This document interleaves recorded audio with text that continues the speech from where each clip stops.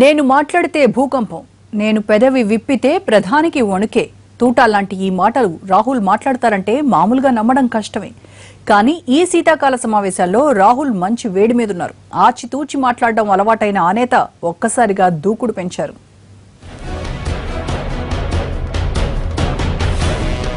రాహుల్ గాంధీ ఇంతకాలం ఏం మాట్లాడినా అంతా చులకనగా చూశారు. బీజేపీ నేతలైతే అమూల్ బేబీ అంటూ ఎద్దేవా చేశారు. ఎన్నాళ్లు పార్లమెంట్కు వచ్చినా బ్యాక్ బెంచ్ కే పరిమితమైన రాహుల్ ఎన్నోసార్లు సభలో నిద్రపోయి తీవ్ర విమర్శలు ఎదుర్కొన్నారు. కానీ ఇదంతా గతం. కథ మారింది. The Prime Minister is personally terrified of me being allowed to open my mouth inside the Lok Sabha.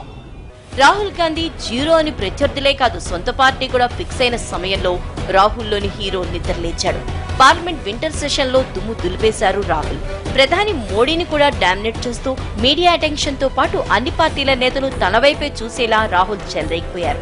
Because I have information on the Prime Minister that is going to explode his balloon, and I am not being allowed to speak in the House. మోడీపై బహిరంగంగా అవినీతి ఆరోపణలు చేసిన మొదటి ప్రతిపక్ష నేత రాహుల్ గాంధీయే అంటే ఏమాత్రం అతిశయోక్తి కాదు. ఇన్నాళ్లు అవినీతి పేరు చెప్తేనే డిఫెన్స్ లో పడే కాంగ్రెస్ పార్టీ రాహుల్ విజృంభణతో మంచి జోష్ మీదుంది. నేను మాట్లాడితే భూకంపం ఖాయమన్న రాహుల్ మాటలకు అధికార పక్షంతో పాటు ప్రతిపక్షాల్లో కూడా కలకలం రేపాయి. He has taken a decision against the poor people of this country. He has destroyed millions of lives. And he is answerable. He has personally taken this decision. And he cannot keep running away from the House. Parliament winter session లో Congress attack ను lead చేసిన Rahul parliament బయట కూడా ప్రతిపక్షాన్ని lead చేశారు. Political career లోనే మొదటిసారి తనలో నాయకత్వ లక్షణాలున్నాయని ప్రూవ్ చేసుకున్నాడంటున్నారు రాజకీయ పండితులు. పార్లమెంట్ లో తనను గొంతు నొక్కేస్తున్నారని, నోరు తెరిస్తే బండారం బయట పెడతానంటూ హెచ్చరికలు చేసి మోడీ సర్కార్ ఆత్మరక్షణలో పడేంత పనిచేశారు Rahul. This is a democracy.